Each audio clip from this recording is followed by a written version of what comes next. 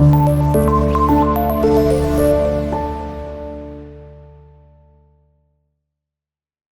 Students, कैसे हैं आप। आज हम अपना चैप्टर नंबर 4 का जो हमारा फर्स्ट टॉपिक है food food and its major components, उसका हम नेक्स्ट टॉपिक वाइटामिन्स करने जा रहे हैं। ये जो क्वेश्चन है ना स्टूडेंट्स, ये जो है ये लॉन्ग क्वेश्चन के हवाले से बहुत इंपॉर्टेंट है, इसलिए मैंने इसको अलग से डिस्कस किया है।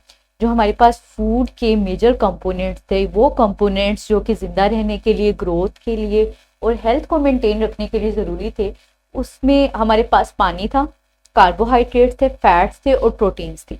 उसके अलावा हमारे पास वाइटामिन जो हैं वो बहुत इंपॉर्टेंट रोल प्ले करते हैं हमारी हेल्थ को मेंटेन करने के लिए, हमारे जितने भी रिएक्शंस बॉडी में प्रोसीड हो रहे हैं उनको मेंटेन करने के लिए, और जो भी हमारी रोज़मर्रा की एक्टिविटीज़ है उनके लिए। तो वाइटामिन्स के बारे में पढ़ते हैं कि वाइटामिन्स क्या होते हैं।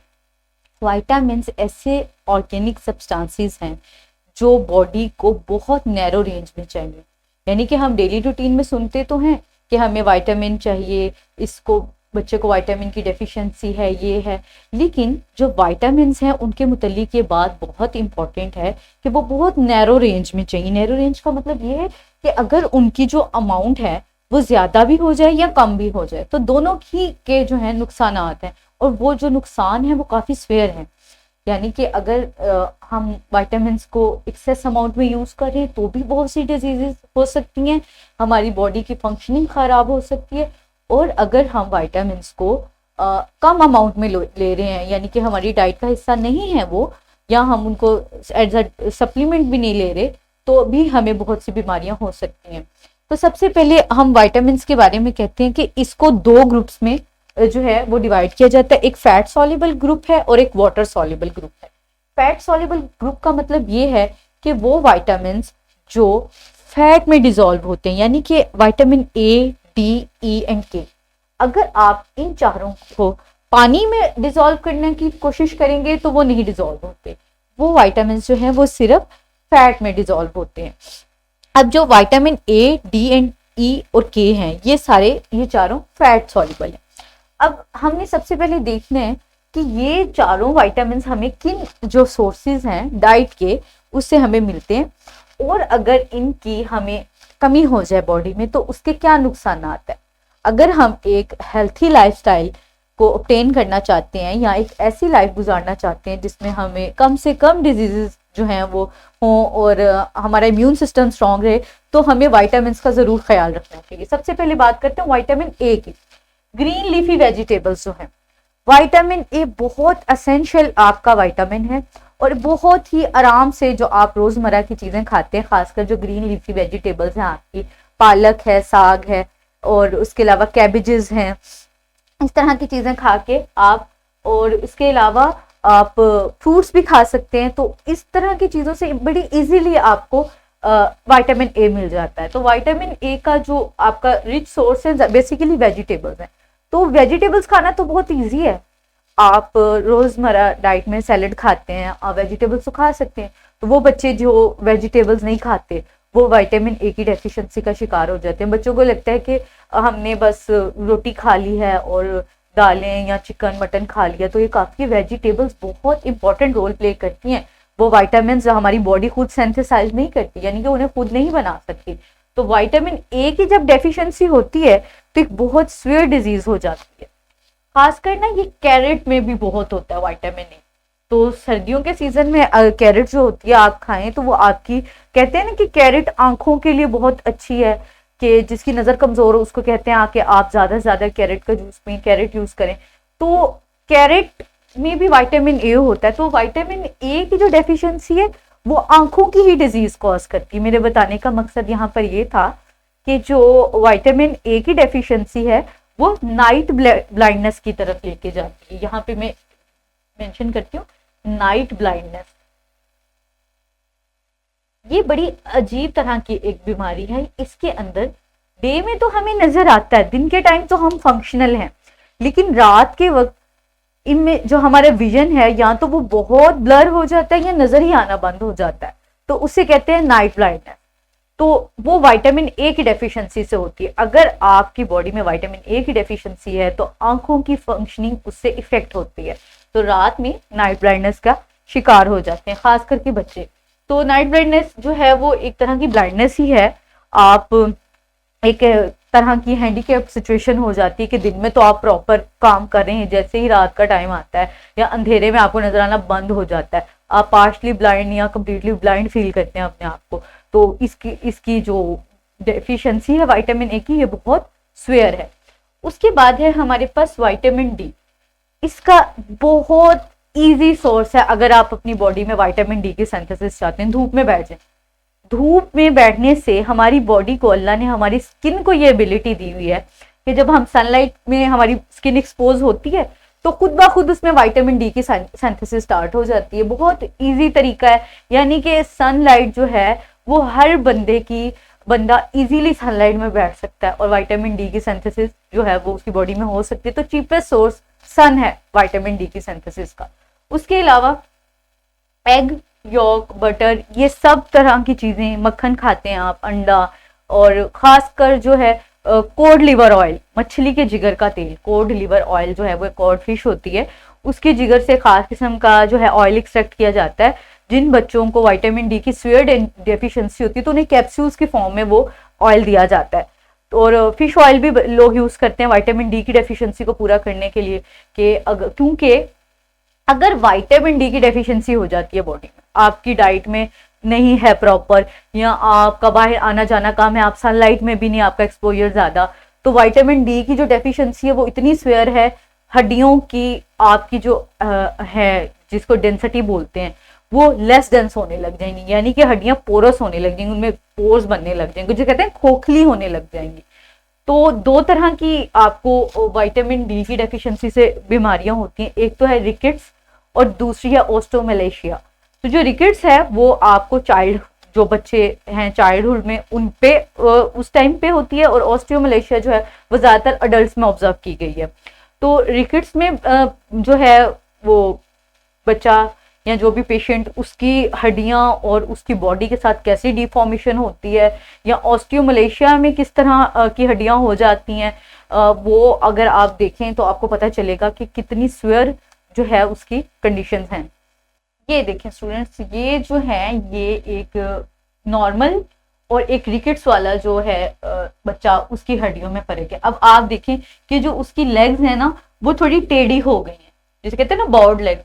उसके अलावा जो उसका पेल्विक गर्डल है उसकी भी डिफॉर्मेशन हो गई है, यानी कि पेल्विक गर्डल जिसकी वजह से हम बैठते हैं, जो हमारी स्पोर्ट है, सीट है, वो भी, स्पाइन भी, और जो लेग्स हैं, अब लेग्स देख लें किस तरह उस बच्चे की हैं, वो बिल्कुल पैरालाइज हो जाता है, उससे चला फिरा नहीं जाता, हड्डियां मुड़ सी जाती हैं उसकी।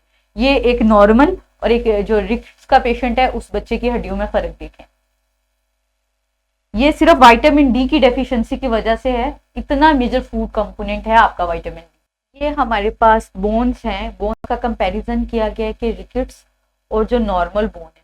अब आपको पता चल रहा है कि जो बच्चा जिसको रिकेट्स है उसकी हड्डियों के अंदर पोर्स ज्यादा हैं, जिसे बोलते हैं ना पोरस हैं बोन्स, उसकी बोन्स के अंदर पोर्स नजर आ रहे हैं आपको, यानी कि हड्डियां अंदर से खोखली हैं। इसी वजह से हड्डियों के अंदर इतनी स्ट्रेंथ ही नहीं होती कि वो उसके बॉडी वेट को बेयर करते, क्योंकि हड्डियां मुड़ जाती हैं। जैसे मैंने आपको पिछले इमेज में दिखाया था कि जो लेग्स थी उसकी वो थोड़ी टेढ़ी थी, यही वजह है कि वो हड्डियां जो हैं वो थोड़ी सी मुड़ जाती हैं। ये जैसे पिक्चर में नजर आ रहा है, आप देख रहे हैं इमेज में कि वो जो हड्डियां हैं उसकी पोरस हो चुकी हैं, उसके अंदर खोखली हैं। तो ये विटामिन डी की डेफिशिएंसी इतनी स्वेयर है। और फिर आती है हमारे पास ऑस्टियोमलेशिया। ये थोड़ी जो है बड़ी एज के लोगों में देखी जाती है, उसमें भी यही कंडीशन है कि जो स्केलेटन है वो इतना पोरस हो जाता है कि वो बॉडी के वेट को बेयर नहीं कर पाता, और बहुत ज़्यादा शदीद दर्द भी होती है हड्डियों में, और आपकी जो फंक्शनिंग है, चलना फिरना, वो सब जो है रुक के रह जाता है। बहुत ये बुरी कंडीशन है, डॉक्टर इसको बड़ी मुश्किल से ट्रीट करते हैं। ये हम कहते हैं ये न्यूट्रिशनल डिसऑर्डर्स हैं, यानी कि ऐसी बीमारियां जो डाइट में किसी कमी की वजह से होती हैं। उसके बाद हमारे पास आती है विटामिन ई।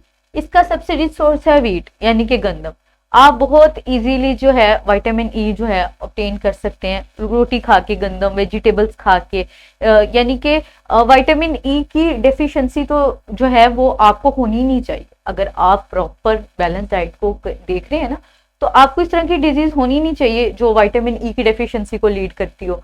अब विटामिन ई की डेफिशिएंसी से इनफर्टिलिटी कॉज होती है। इनफर्टिलिटी का मतलब ये है कि अगर कोई वो मेल या फीमेल है, उसके अंदर जो एबिलिटी है रिप्रोड्यूस करने की वो कम हो जाती है या खत्म हो जाती है। विटामिन ई की डेफिशिएंसी इनफर्टिलिटी की तरफ लेके जाती है। तो वो पर्सन जो विटामिन ई की डेफिशिएंसी को सफर करता है, उसके अंदर वो उसके अलावा उसको सीरियस जो है वो ब्लड से रिलेटेड भी कुछ डिसऑर्डर्स हो सकते हैं जिस बंदे को विटामिन ई की डेफिशिएंसी होती है। विटामिन ई जो है वो मसल और डाइजेस्टिव सिस्टम और नर्वस सिस्टम, इन तीनों को चलाने के लिए, यहाँ पे मैं लिख देती हूँ, विटामिन ई जो है वो digestive system, nervous, digestive system और नर्वस सिस्टम। अब आपको पता है डाइजेस्टिव सिस्टम जो है वो डाइजेशन से, खुराक के हजम होने से रिलेटेड है। नर्वस सिस्टम जो है वो आपका ब्रेन के सारे फंक्शंस को ट्रीट करता है, और जो मस्कुलर सिस्टम है। और इसके अलावा मैंने आपको बता दिया कि विटामिन ई की डेफिशिएंसी इनफर्टिलिटी को लीड करती है।